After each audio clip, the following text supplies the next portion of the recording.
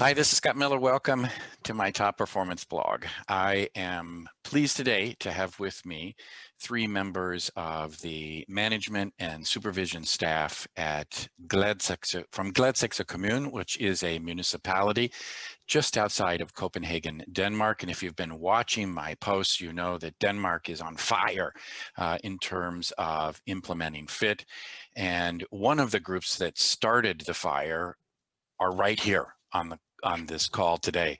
They were early to pick up, and they've been working with FIT for a number of years, and in particular using it across services, including statutory services, for example, in the work with child protection and family work. And so welcome everyone. Thank you. And thanks for being with me. Can you just give me a brief idea about when you first heard of FIT? I'm Tina Sørensen. I am head of the Child Protective Services in Gladsaxe, across the services regarding kids in any kinds of problems. And I heard of FIT first time when one of my leaders, she's working with family services, the treatment, the family treatment. When families are having trouble of some sort, they can go see a psychologist or a therapist. And she had heard of FIT and wanted to introduce it to her department.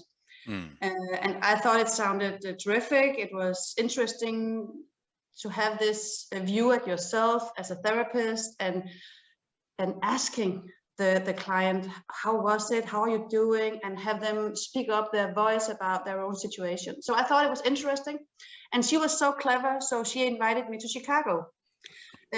So one of my first introductions to FIT was actually participating in an advanced training, I think, session in Chicago back in 2013. And that was really a big eye-opener for me to see how could we actually use fit-informed treatment across our services, and not only in therapy. Okay, so that's the crucial distinction. Treatment services versus statutory services, where your agency literally has responsibility for the health, welfare, and safety of kids at risk. But you all saw possibilities. I saw a possibility because today the statutory, we are divided into different departments. So we have like the statutory department where we have trained social workers. They get information about kids at risk or kids in need or kids with a disability. And then they have to examine, to figure out what's going on in this family. And then they can send them to therapy, for example, or place them out of their home, or whatever the trouble is with the kid. And for many families, they see it as a statutory thing to go into this department. Because it could be the school who is worried about the child, it could be a pedagogue or a nurse, a doctor, whatever. So sometimes the parents don't see the problem, and they don't like they have to go to this office because somebody else thinks their kid is in trouble. And we have all these laws in Denmark. We have all these administrative laws that we have to take care of every time we examine a kid in this situation.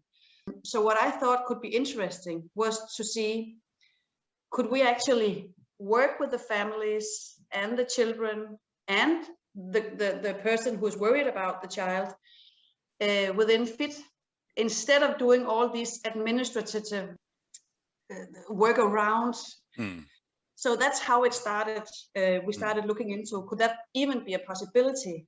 And would the government even give us dispensation? Is that what was it called? That we could be allowed not to follow all the laws and the rules, and instead we promised that we would follow the child and the progress of the family by using FIT, by asking the family, how are you doing? Asking the teacher who's worried about the child, how is the child doing?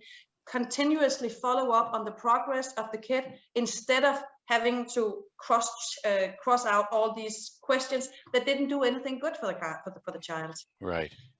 So that's what we wanted to investigate. Is this possible?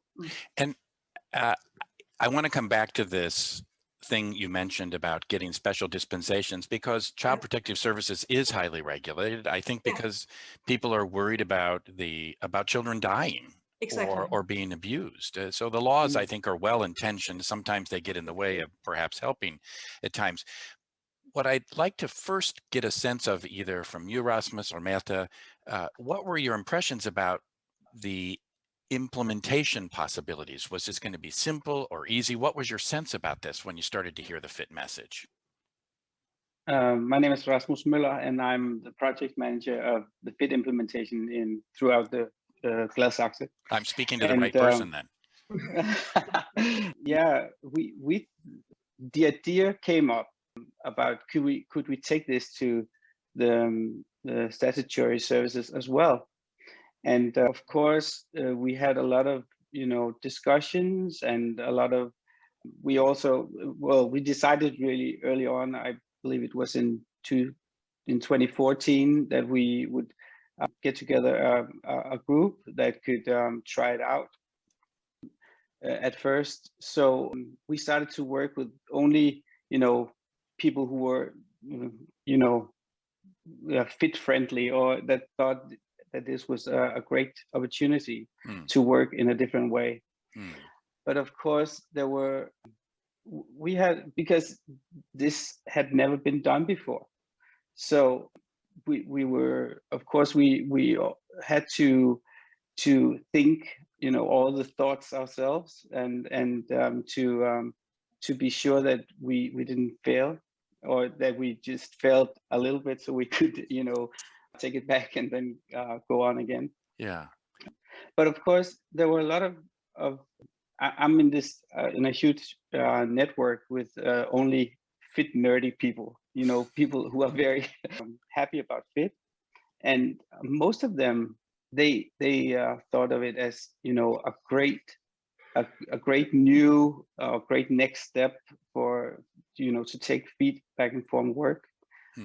But a little group of those people, they were very skeptical, and even some of them even thought of it as unethical, because how can you ask somebody for their feedback when that person can ultimately take away the child from the family?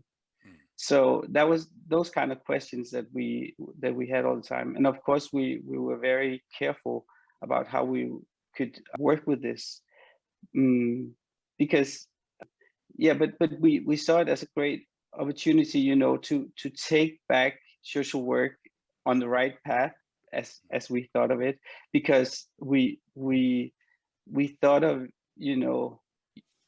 the way of working around fit would be like going back to social work classic in a certain way. So less law enforcement perhaps, and Yes, more actual helping. And to be with the family, to follow them, to not just it's a little bit caricated, but just have this piece of paper and you move it to the next desk, and but that we would follow the family, and really look into how can we help you, how can we be helpful, that kind of thing. And what do you suppose was the biggest change in the identity of your frontline workers through the implementation process? Does that make sense to you? Märtha, do you want to take a... Hi, I'm Mette, and I'm the leader of the Family Center, which we are doing the therapeutic treatment to the families. And we started the FIT in Gladsaxe. Oh, you're the cause of all this mess. Yeah. But I was not the one who went with Tina. That was my boss, Lisa, who took Tina to Chicago. But I was just the question before, Scott, you asked what was the biggest challenge about this thinking fit into a statutory. And for my part, it was like, how can they do that in their context? Because we had so much experience in our context. So just the thinking of how would that be? So I was also, although I have a lot of experience with fit, I was also kind of skeptical in the beginning. How is that going to work? How will the therapists connect to the social worker in a working area which were in fact theirs? So now there are new people coming into that area.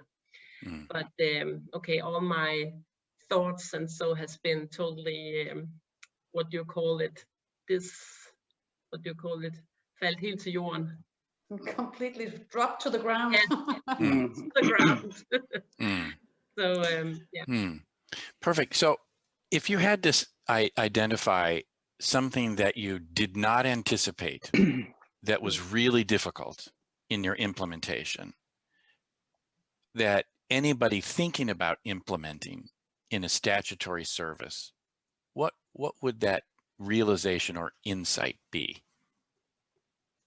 The thoughts that we were just talking about. Yeah. Well, overcome our own, really. Yeah.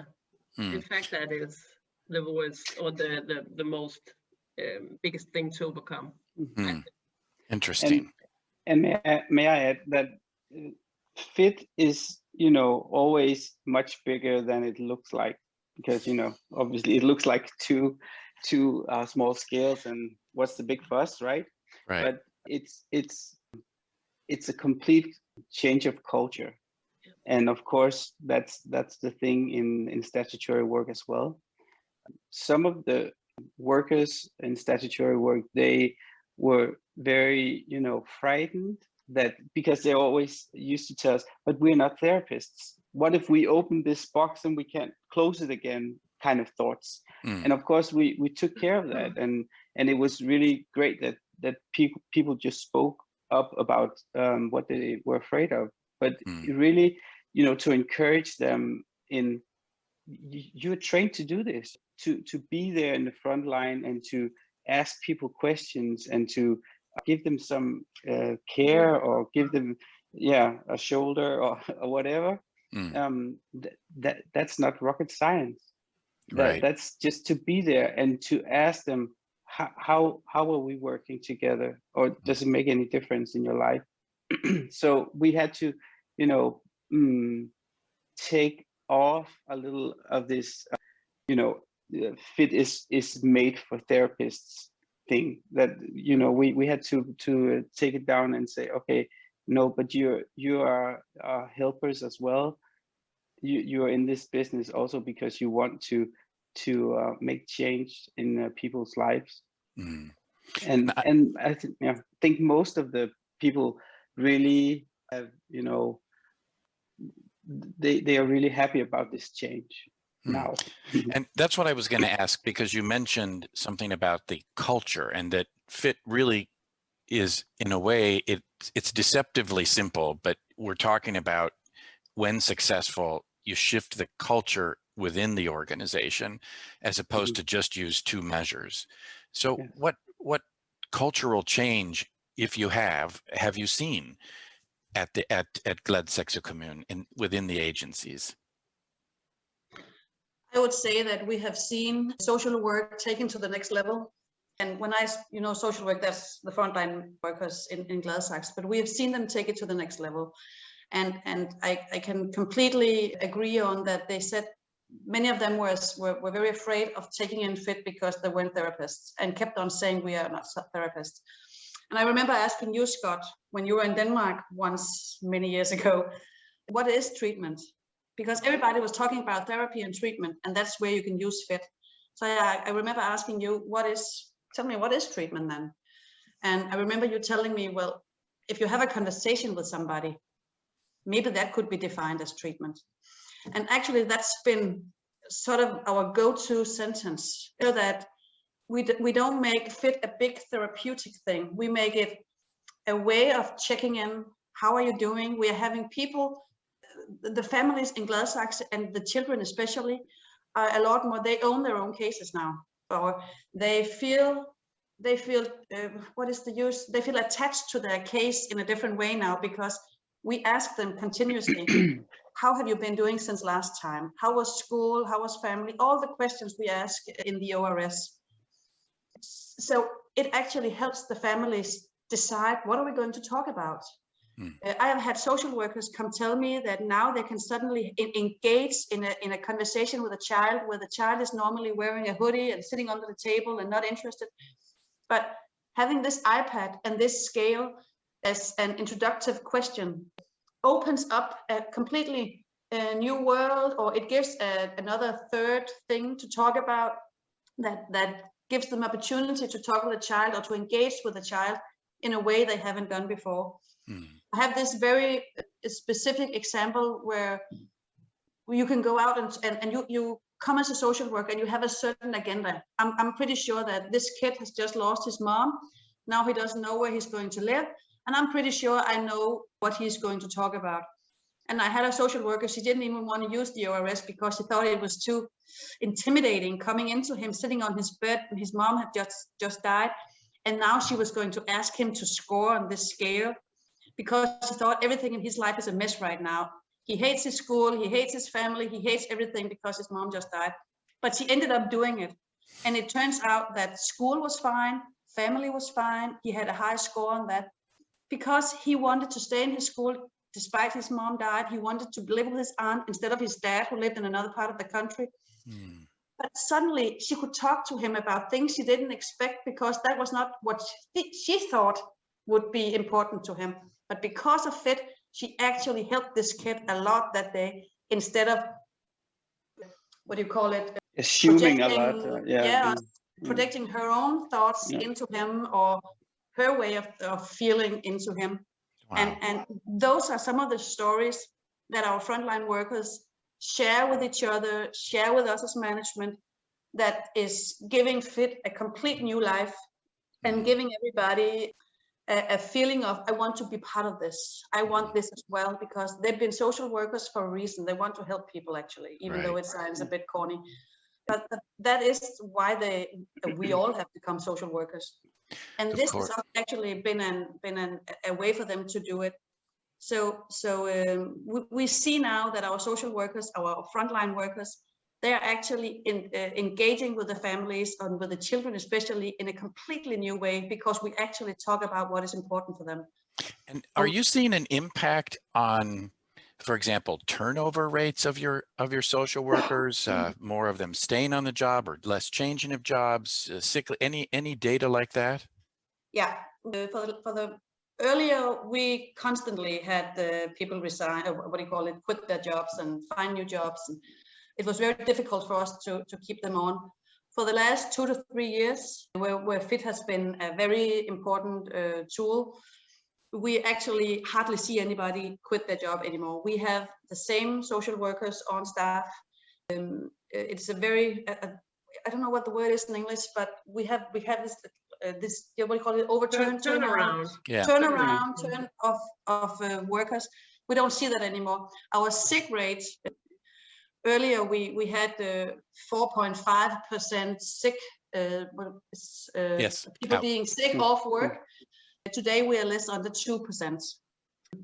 So we see some frontline workers that are very, very happy about their jobs. They come to work with small stars in their eyes, and they're making a big difference for the families. But they didn't do that before. They were more interested in their own work and their own happiness and how am I doing and am I getting the right assignments.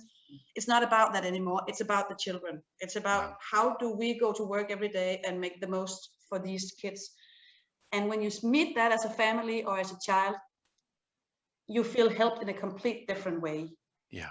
And may I add, we also had a lot less complaining about, the families are not complaining anymore to the authorities. I don't recall what it's called. So they're filing fewer complaints or making fewer complaints about the service to the other. About the decisions we make, but what can they be given? How can they be helped?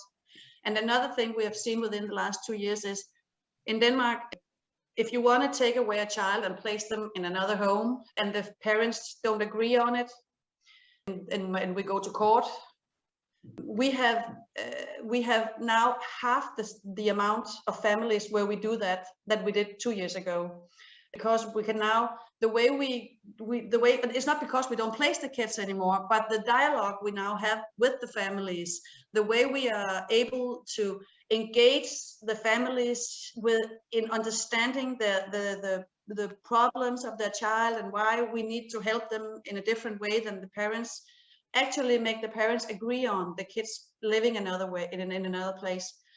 And we know for a fact by research in Denmark that the children who are placed out of home, where there is a huge conflict between the biological parents and the foster parents or the placement home where they live, that is very difficult for them to live in or to be in, just like when parents are getting divorced.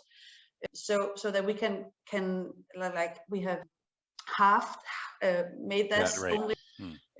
That is an amazing accomplishment as well, and I believe FITS plays a very important role here.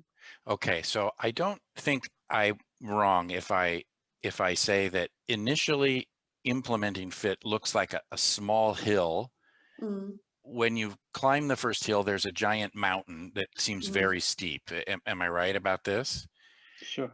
If people in statutory services want to get started, your thoughts about the very first step, because I'm remembering that I said that I would come back to this idea of special dispensation from the government to avoid or ignore certain laws and regulations. Is that the first step, or for you, what's the, I'm seeing you not shake your heads. No. What is the first step, would you say, looking back now on this experience? You have a big boss like Tine who is hooked, who can see the idea. That's the first step, I will think. And it's very interesting, Mette, because that's not the way most people come to FIT. No, I know. Most people come that the clinicians or some therapist wants to do it, and the management says, oh, well, go ahead, give it your best shot. You're saying something different. Yeah, of course, Tine was also kind of taking Will to Chicago. So of course you can have the influence as a ground worker to influence your boss. But I think when we really have to get it really over the hill or up the hill, you have to have a boss or a management who is really into it and can see the ideas and the whole behind thinking. And see also because in Denmark, and I think that it will grow, because the whole time the social worker has been very much into, because of the laws, that forced to be behind the computer, to be the visitator of the families more than really a social worker in its words. So when you now hear the stories from Gladsaxe, and I know Tine and also Klaus, and there are many people who are writing and talking about FIT in statutory, so I will just see that it will spread, because there's no social worker, in fact, who wants to work in the way to sit behind the computer to be. So a good manager will also keep up, it's an idea to get a culture changed, in fact. Lovely. But I'd like to add that the management or the big bosses, they don't only need to see the idea for the social worker, or for the of course the family and this with the social worker, but also for the entire organization, because it's also a really important thing that the culture in the whole organization changes, because of you can't really ask frontline workers to work that way if that's not the way you're working as a boss yourself. You so have to feedback orientated, right? You have to be very ready for that culture of feedback in the entire organization, otherwise it won't work. So you're talking this feedback culture this way, but also this way. Yes, exactly. Right. Well, let me thank the three of you for taking the time out of, I know, your busy days to talk with me about the work at GladSec. So congratulations on everything you've done. It's very, very inspiring to hear. And I look forward to seeing you soon once this whole pandemic has settled down some. Thank you, Scott. Take You care. too. Nice to be here.